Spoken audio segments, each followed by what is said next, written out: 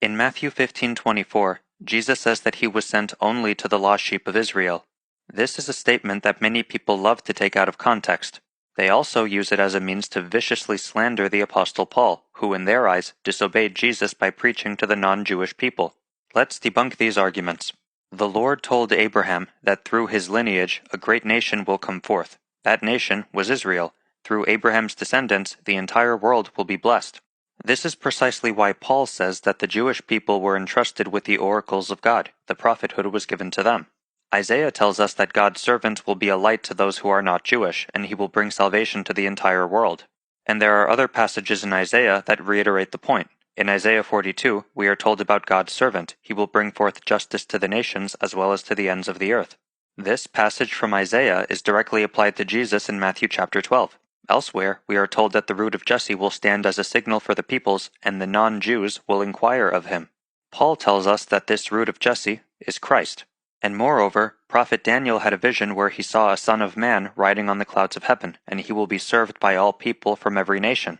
And surprise, surprise, Jesus claimed to be that exact same Son of Man. So when the Messiah came to Israel, he came as a Jewish man to train Jewish disciples to carry out his message to the Jews. This is why the Israelites were God's chosen people. Through them, the message of salvation will be sent to the world, because the Messiah would first be sent there.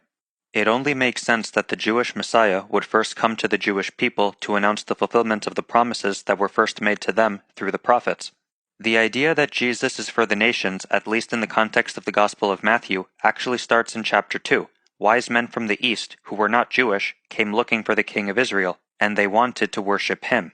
Passages like these reflect the principle that in Jesus' earthly ministry, he was initially focusing on Israel.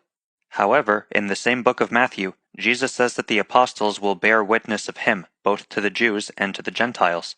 So in the future, the apostles will be sharing the message of Jesus to the Gentiles. Jesus also says in the same book of Matthew that the gospel of the kingdom will be proclaimed throughout the whole world as a testimony to all nations. But before then, when Jesus was on earth, he limited them to Israel. On various occasions, Jesus still ministered to Gentiles whenever he could.